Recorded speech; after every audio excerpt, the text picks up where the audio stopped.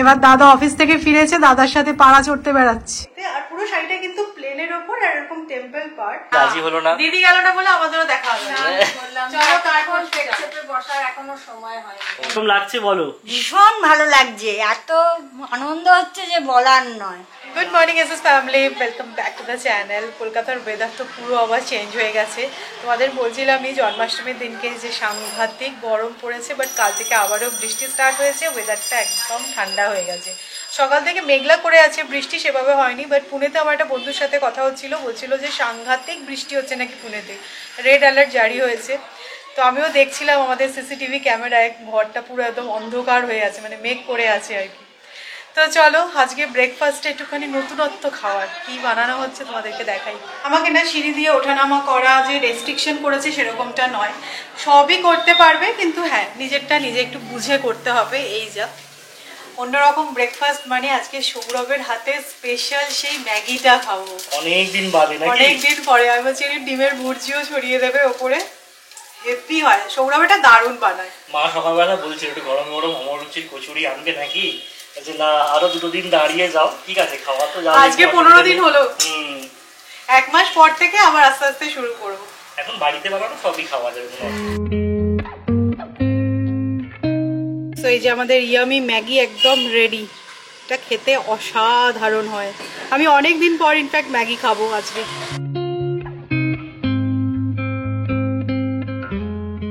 জন্মাষ্টমীতে যে ব্যাকড্রপটা বানানো হয়েছিল এতটা সুন্দর লাগছে, যেটা কারোরই ফেলতে যেন মন করছে না।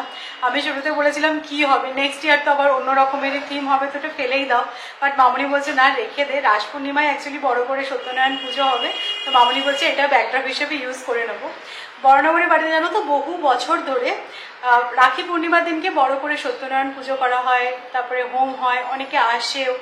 বাট করোনার পর থেকে সামওয়াট ওই ডেটটায় কিছু না কিছু একটা প্রবলেম হচ্ছে। একে তো করোনার জন্য 2 বছর গ্যাপ ছিল, তারপরে একটা কিছুর জন্য হয়নি, আমার ঠিক এক্ষুনি এক্স্যাক্ট মনে পড়ছে না। লাস্ট ইয়ার থেকেই মামুনিকে বলেছিলাম যেহেতু এত বছর ধরে এই পুজোটা হয়ে আসছে, ওই দিনে তুমি আর এদিক ওদিক কিচ্ছু করবে না, চেষ্টা করো ওই দিনেই পুজোটা করতে। তো লাস্ট ইয়ার যখন পুজোটা ফিক্স হয় তখন মামুনির একটু শরীর খারাপ হয়ে গেছিলো, বাট স্টিল লাস্ট ইয়ার পুজোটা হয়েছিল ওই ডেটেই। বাট এবছর দেখো কি হলো, মানে কোথাও কিছু নেই। আমি ওই দিনকেই হসপিটাল থেকে ডিসচার্জ হলাম, তো সেদিনকে আর পুজোটা হয়নি। তো মামনি তাই বলছে রাস পূর্ণিমার দিনকে পুজোটা করে নেবে। বছরে একবার করে বাড়িতে হোম হয়, ঠাকুরমশাই আসে, নারায়ণ নিয়ে আসে, তো হয়ে থাকে। তো যাই হোক, কি আর করা যাবে, প্রত্যেক বছরই ওই ডেটটায় কিছু না কিছু একটা হচ্ছে। তো ব্যাকড্রপটা এখানে এখন অ্যাজ ইট ইজ আছে, দেখা যাক এটাকে অন্য জায়গায় শিফট করে দেবো, এখানে তো ভালো লাগছে না। তো তারপরে মামনি ওটা সত্যনারায়ণ পুজোর সময় ইউজ করে নেবে ব্যাকড্রপে। আমি এখন এসেছি আমাদের বাড়ির সামনের এই অ্যাক্সিস ব্যাংকটায়, একটা সমস্যা হয়েছে, সেটাকে সলভ করতে হবে।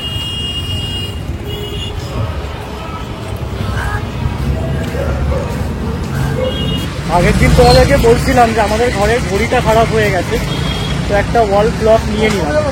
অ্যাকচুয়ালি এই সমস্ত শপিংগুলো না পুনেতে থাকলে অনলাইনেই হয়ে থাকে, বাট কলকাতায় আসলে এই সমস্ত ছোটোখাটো কেনা দোকানগুলো আছে, ওখান থেকে দেখে নিতেই বেশি ভালো লাগে, তাই এড়িয়ে নিলাম।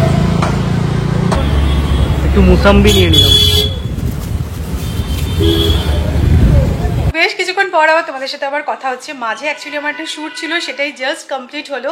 আর তার জন্য দেখতে পাচ্ছি আমি একদম সেজে গুজে নিয়েছি। অনেকদিন পরে জানো তো এই জামদানি কুর্তিটা পরলাম। আচ্ছা, আমি অনেক সময় এই কুর্তিগুলো যখন পরি তোমরা জিজ্ঞাসা করো যে সুমি কোথা থেকে নিয়েছো।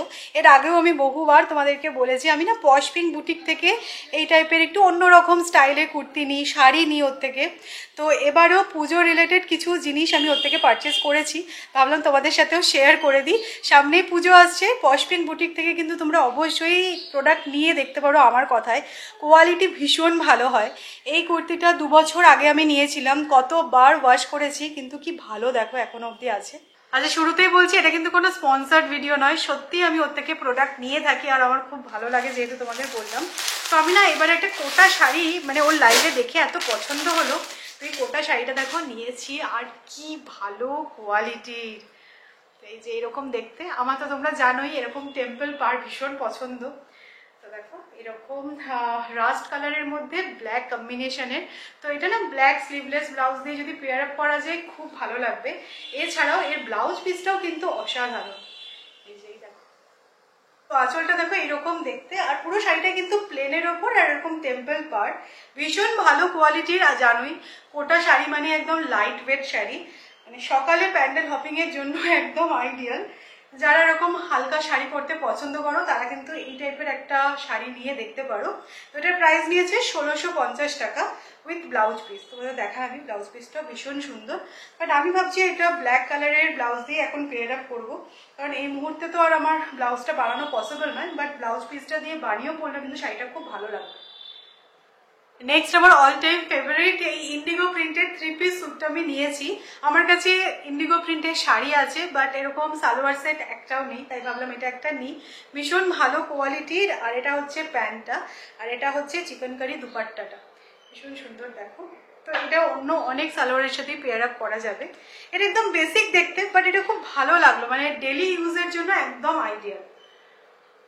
নেক্সট এইটা দেখো, অসাধারণ দেখতে, এরকম কাঠদানা ওয়ার্ক করা আছে আর ভীষণ সফিস্টিকেটেড। এটা আমি ভালো করে খুলে দেখাচ্ছি না, কারণ এটা একটা আনস্টিচড 3 পিস স্যুট। তো পুরো মানে আপার পোর্শন লোয়ার পোর্শনটা কিন্তু সেম কালারেরই, আর দুপাট্টাটায় দেখো এরকম লেস বসানো আছে। ওর কাছে তোমরা সব রকমের জিনিস পেয়ে যাবে। সো আমি নাম্বারটা ডেসক্রিপশনে দিয়ে দেবো, বা আমি স্ক্রিনেও মেনশন করে দেবো। ও লাইভ করে, ওর পেজ থেকে তোমরা লাইভ দেখে প্রোডাক্ট পছন্দ করতে পারো, বা ওকে পার্সোনালি মেসেজ করতে পারো তোমাদের রিকোয়ারমেন্ট। তো আমি দিয়ে দেবো। আমার যেহেতু খুব ভালো লাগে ওর প্রোডাক্ট, সেই কারণে আমি তোমাদেরকে রেকমেন্ড করছি। তো নিতে পারো, আমি সমস্ত ডিটেলস শেয়ার করে দেবো।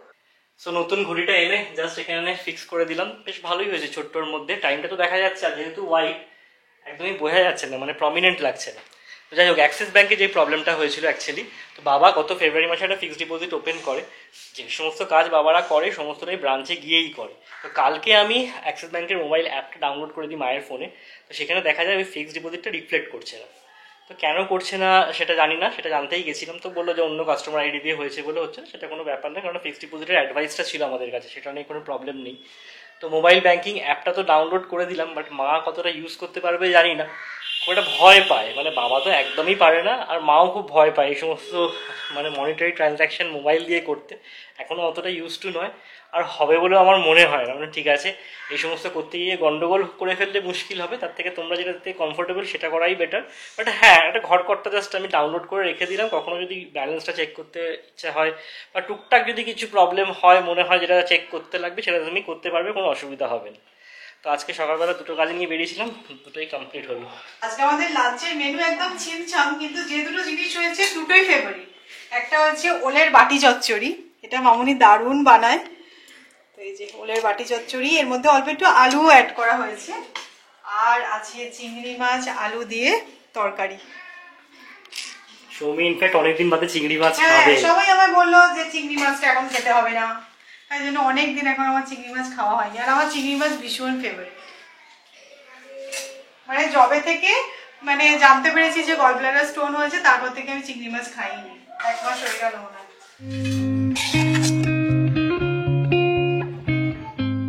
তো যে একটু বেবিদের মতো শুয়ে পড়ো তো।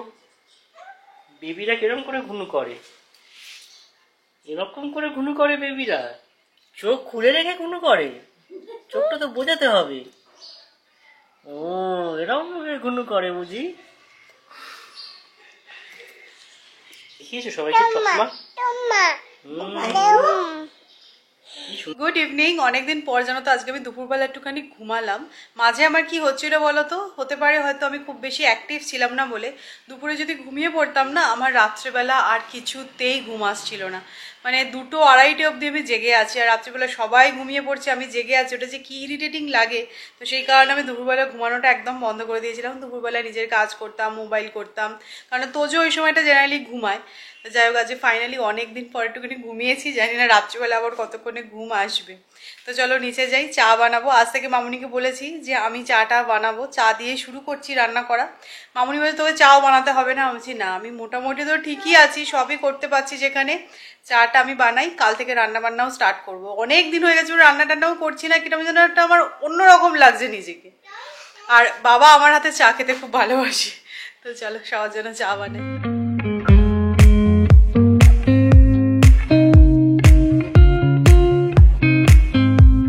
বেশ কিছুদিন হয়ে গেছে আমরা সিনেমা হলে গিয়ে সিনেমা দেখিনি, মানে তোজো হওয়ার পর তো দেখিনি, তার আগে কোন সিনেমাটা দেখেছিলাম ঠিক মনেও পড়ছে না, মানে বছর দুয়েক তো হবেই। তো আজকে দিদিকে বলেছিলাম চলো গিয়ে ধূমকেতু দেখে আসি। এখন তো বাংলাতে শুধু ধূমকেতুই চলছে একেবারে হই হই করে, সব শো নাকি হাউসফুল, বাট আমাদের আর দেখা হলো না, দিদি রাজি হলো না। দিদি গেল না বলে আমাদেরও দেখা হলো না। চলো তারপর বসার এখনো সময় হয় দিদি একেবারে বলছে যে পেট চেপে এতক্ষণ বসবে না, তাই জন্য এখন সিনেমা না আরো কিছুদিন পরে। এই আমরা কথা বলে তুই আসিস কেন রে? তো যাই হোক আমাদের ধূমকেতু দেখা হলো না, এখন তো হয়নি, পরবর্তীকালে কবে দিদি গ্রিন সিগন্যাল দিচ্ছে দেখা যাক, তারপরে কি আমরা দেখে আসবো সবাই মিলে। না তোমরা যদি ধূমকেতু দেখে থাকো রিভিউটা জানিও কিরকম হয়েছে। সবাই নাকি একদম বলছে হাউসফুল। হ্যাঁ হাউসফুল হয়েছে। আমি ভালো খারাপ কোনো রিভিউ পাচ্ছি না, শুধু এটাই শুনছি না দারুণ চলছে হাউসফুল। ঠিক আছে তাহলে ভালোই হচ্ছে নিশ্চয়ই। তো তোমাদের সাথে একটা নিউজ শেয়ার করার আছে, তো ভাবছিলাম যে এর মধ্যেই তোমাদেরকে ব্যাপারটা জানাবো ভালোভাবে বসে, তো মনে হলো আজকেই হচ্ছে একদম প্রপার টাইম। সো আমাদের ইনিশিয়ালি প্ল্যান যেটা ছিল সেটা হচ্ছে তোমরা দেখলেই আমরা জুলাই মাসে কলকাতায় এসেছিলাম। আমরা মোটামুটি বছরে দুবার করে কলকাতায় আসার চেষ্টা করি, তো জুলাই মাসে চলে এসেছিলাম, ভাবলাম যে এবারে আর পুজোর সময় কলকাতায় আসবো না, কারণ তোজো যেহেতু অনেকটা ছোট, প্যান্ডেল হপিং ওকে নিয়ে কতটা কি করতে পারবো তখন বুঝতে পারছিলাম না। তো সেই হিসেবে আমরা জুলাই মাসে এসে ঘুরে গেছিলাম। এবার ভেবেছিলাম যে লাস্ট ইয়ারের মতন এবারেও আমরা তোজোর জন্মদিনে কলকাতায় আসবো, ওই সময় কলকাতার ওয়েদারটাও ভালো থাকে, একটু ঘোরাও যায় এদিক ওদিক, তোজোর জন্মদিনটাও সবার সাথে সেলিব্রেট করা যাবে। বাট যাই হোক পাকে চক্রে এখন যেটা হয়েছে সেটা হচ্ছে আমরা যখন কলকাতাতে এসেই পড়েছি আর কটা দিন মাত্র বাকি। আজকে আমি ইনস্টাগ্রামে দেখছিলাম একটা পোস্টে 40 দিন মাত্র আর বাকি পুজো। তো এই ভাইবসটা ছেড়ে কি আর পুনে যাওয়া যায় তোমরাই বলো। তো তোমাদের কমেন্টগুলো আমি জাস্ট দেখছিলাম আর তোমরা সবাই বলছিলে যে সৌমি সৌরভ তোমরা আর পুনেতে এখন যেও না, কলকাতাতে থেকেই যাও, পুজোর কয়েকদিন সবার সাথে একসাথে থেকে তারপরে ব্যাক করবে। কারণ যে না তোমরাও যখন ব্যাপারটা নিয়ে ভেবেছো তাহলে তোমাদের সাথে এটা শেয়ার করি যে না আমরা কিন্তু পুনে যাচ্ছি না, আমরা পুজো কাটিয়ে পুজোর পরে আমাদের একটা প্ল্যানও হয়েছে, সেই সমস্ত কিছু করে তারপরে আমরা পুনে ফিরবো, এটাই হচ্ছে প্ল্যান। তো ভাবলাম তোমাদের সাথে ওই নিউজটা শেয়ার করি। তো খুবই ভালো লাগছে, 2 বছর পর পুজোতে আবার থাকবো। 2 বছর বাদে আমরা পুজোয় থাকছি, কিরকম লাগছে বলো? ভীষণ ভালো লাগছে, এত আনন্দ হচ্ছে যে বলার নয়।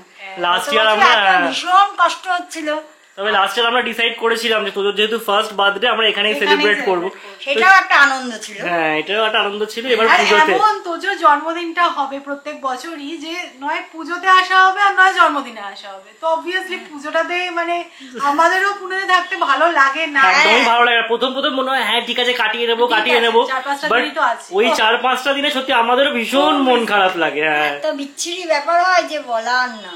তো যাই হোক এবার থাকছি, দিদিকেও বলেছি যে প্ল্যান বানাও। আমরা যখন লাস্ট ইয়ার ছিলাম মনে আছে যে হোল নাইট ঠাকুর দেখেছিলাম, সে 3টের সময় ফিরেছিলাম। আমি অর্ণবকেও বলছি যে এবার একটা ভালো করে প্ল্যান বানাতে হবে, সবাই মিলে ঠাকুর দেখা হবে।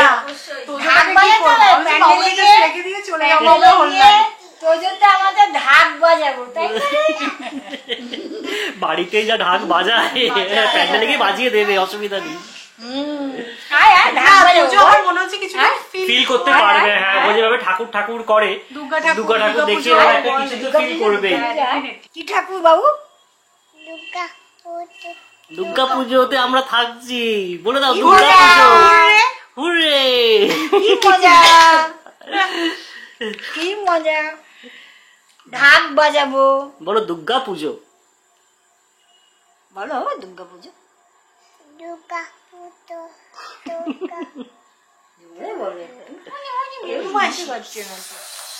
এবার সবারই পুজোটা কিন্তু স্পেশাল কাটবে তাই না পুজোকে নিয়ে। পুজোর ফার্স্ট পুজো টাটা। এবার দাদা অফিস থেকে ফিরেছে, দাদার সাথে পাড়া চড়তে বেড়াচ্ছে, যাও ঘুরে এসো, টাটা।